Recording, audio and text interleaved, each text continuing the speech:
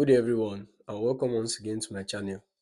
This time we are going to be having a chemistry class on how to write compounds correctly. Now many students they find this aspect of chemistry very challenging. Whenever they are told to write any compound, they find it very difficult. So it's with my hope that immediately after this video lesson, you should be able to write any compound correctly. So let's start by looking at the rules on how you can write compounds correctly. But meanwhile, the first thing that you need to know is this. For you to write any compound correctly, you need to know what is called activity series. Now, activity series is also called electrochemical series, that is ECS for short. Now, on the board, we are having the activity series of some elements, although it's not all elements, then we still have some radicals. What I meant by radicals is that you have a group of atoms that are controlled by charge. Now, looking at this, we have two groups here. Now, this first one that has the positive charges, they are called cations. Cations. All right.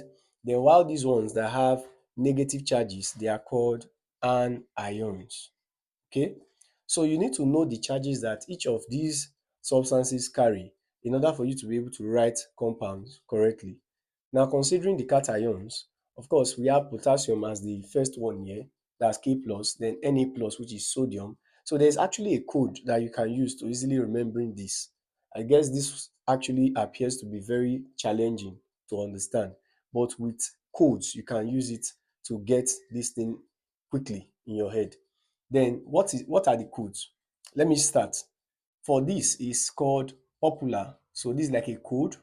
Popular scientist popular scientist can make make a zoo in terribly low humid countries.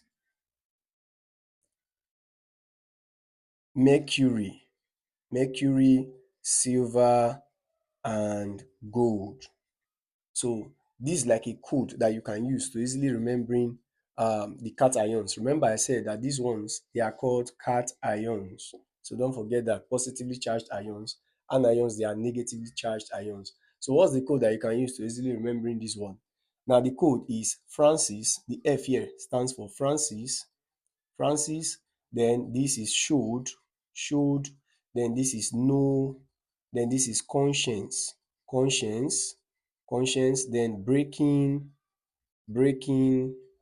Irene's heart, breaking Irene's heart. All right. So this is like a code that you can use to easily remembering these anions. So let's quickly look at how we can write compounds correctly. Now you know what a compound is. A compound simply is a substance that is made up of two or more elements chemically combined together. Of course, you know, when we have chemical combination, it means that there is a bond that holds these elements together. So we have compounds that contain two elements, we have those that contain three, even more. You get? So if you say water, water is H2O, is a compound. And how many elements are here? Two. Hydrogen and what? Oxygen in the ratio 2 to 1 respectively. So that's not really what we want to look at now. Let's see how we can write compounds correctly. So looking at this part of the board, I said write the formula of the following compounds.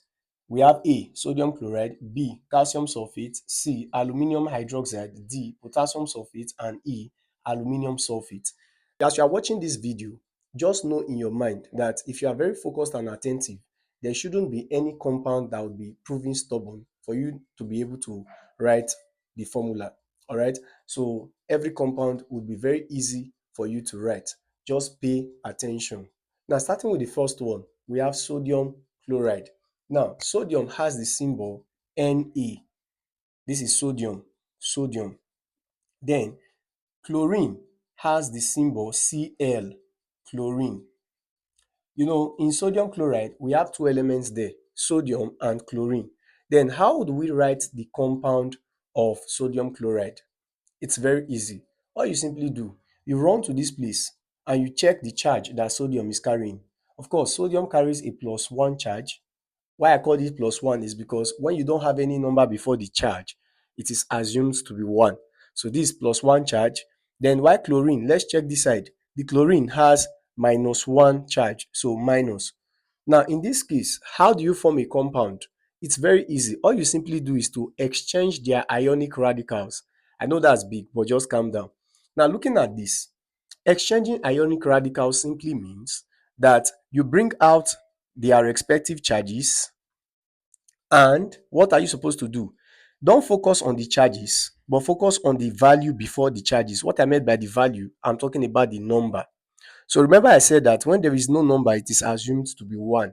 So in this case, since this is 1 and this is 1, when you now exchange, you bring down the 1 to this place, and you bring the 1 of this one and you bring it down to the other side. So when you cross it, what would happen? It means that here we carry the 1, then while this other one we carry the 1 here. So you don't need to write it as Na1Cl1 because 1 is insignificant in this case. So you don't need to represent the 1. So what you simply write it in the form of what? NaCl. The way you are going to write it is in this pattern. All right. Why? Because you don't need to write 1 1. Like I said, 1 is insignificant. So that's how you form the compound sodium chloride. We are done with A. What about B? The B part is calcium sulfate. How do we form calcium sulfate? Now we still run to this place and check for the charge that calcium is carrying. It's obvious that calcium is carrying 2 plus. So I'm going to write it as Ca2 plus. Then what about sulfate? Now this guy here is actually called sulfate ion.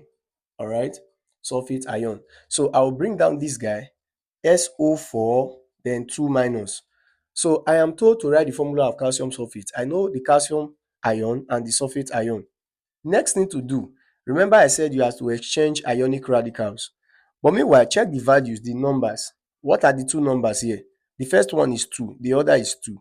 So whenever you are having values that are greater than 1 and they are same values, in this case 2, 2, you are supposed to cancel out. So when you cancel out, you cancel these two, cancel them out. Why? Because they are same values, 2, 2. So what are you now left with? 1, 1.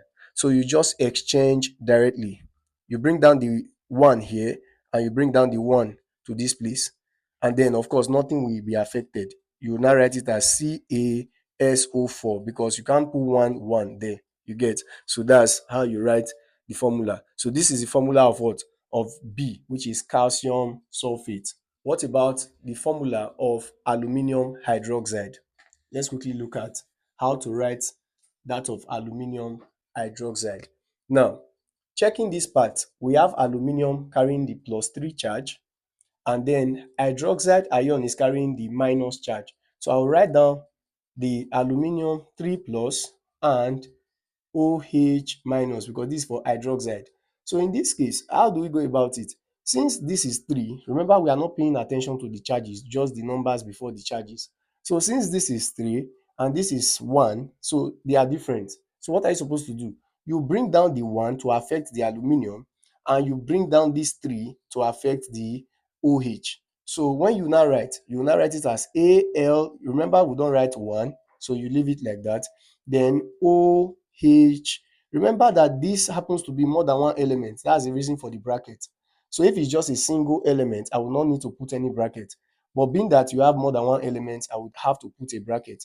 Then I will now write what? 3, because the 3 came down and affected it. So this is the formula of aluminium hydroxide. I hope that is clear. Then what about potassium sulfate? Now we still run to this place and check for potassium. Of course, that's the first one here, potassium. Now potassium is K plus. And what about sulfate? Remember that this is sulfate. So SO4 2 minus. So what do? We exchange their ionic radicals. 2 will come down, then 1 will come down here. So how do I get it now? It's very easy. It becomes K. The 2 that came down affected the K. So you write 2 there. Then 1 would not be written. Why? Because it's insignificant. So I will just write it as SO4, being that 1 is insignificant. So this is the formula of potassium sulfate. Then the last one there is aluminium sulfate. How do we write the formula of aluminium sulfate? It's still very easy. For aluminium sulfate, remember that aluminium is Al3 plus. So Al3 plus. Then what about the sulfate? Sulfate is what? SO4 2 minus. So looking at this, we have the charges to be what? Different in terms of values now. This is 3 and this is 2. So whenever the values are different, you exchange directly. It's only when they are not the same and they are greater than 1 that you need to cancel out. Remember that stuff I said. All right. So looking at this now, being that they are different, you bring down the 3 and you bring down the 2 to affect aluminium. So in this case, if I want to write aluminium sulfate, it should be written as Al, then the 2 that came down will be written beside the Al. And then SO4, you write your SO4. Then remember that this is more than one element, so you have to place in brackets because you want to introduce a number here. And that number happens to be what? 3. So this is known as aluminium sulfate. All right. Then what about if you are told, I didn't include some. What about you are told to give the formula of calcium calcium nitrate? How would you go about that? The formula of calcium nitrate. That would be very easy. How? You run to this place. This is calcium carrying the charge plus 2. Then nitrate is this one, which is NO3 minus. So this is for nitrate. All right. So how do we write it? It's very easy. I will write my Ca2 plus and I will write my what? NO3 minus. So this is calcium and this is nitrate. So I want to get calcium nitrate. So since here is 2 and here is 1, they are different. So I will simply just bring down the 1. I will exchange directly because they are different. Then in this case, the 2 will come down here. So it becomes what? Ca, I will not need to write 1. Remember that. Then NO3, I will have to place in bracket. The reason is because it's more than one element, and then I'm about introducing a value, which is 2. So this is called calcium nitrate. So that's how you write the compound of calcium nitrate. You can do well to check, try your hands on other compounds. Okay, let me include 2 more. Now, one very important thing that you need to take cognizance of is that this activity series doesn't carry all of the radicals and all of the elements. So there are some that you should not toy with. Some, like we have carbonate, which is CO3 2 minus. This is the radical form of carbonate. This is called carbonate, CO3 2 minus. Then we have hydrogen carbonate, which is HCO3 minus. This is called hydrogen carbonate. Hydrogen carbonate. So you should take cognizance or note of these radicals. Now, if I am told to write calcium carbonate, let's say I'm told to give the formula of calcium carbonate, how would I go about that? It will be very easy. Remember that calcium is Ca2 plus, don't forget that, Ca2 plus. Then carbonate now is this guy, which is CO3 2 minus. And remember what I told you guys, that when the values are the same, you cancel out, you strike out. Then it's assumed to be 1 1. So you just combine directly. Because if you bring down 1 here and you bring down 1 here, nothing happens. So it becomes CaCO3. That's the reason why you call this compound calcium carbonate. All right. Then what about you are told to write the formula of calcium hydrogen carbonate? Now, this is the radical of hydrogen carbonate. You know, hydrogen carbonate is different from just the ordinary carbonate. So if I'm told to give that formula of calcium hydrogen carbonate, then it should be written as Ca2 plus, which is calcium ion. Then hydrogen carbonate is written as HCO3 minus. So in this case, the values are different. This is 1 and this is 2. So the 2 will now come down when you exchange and the 1 will come down there. So 1 will not be represented because it's insignificant. Then while this one, I will now write HCO3, then all in bracket 2, because the 2 came down and affected everything. And you know the reason why I had to place in bracket because it's more than one element.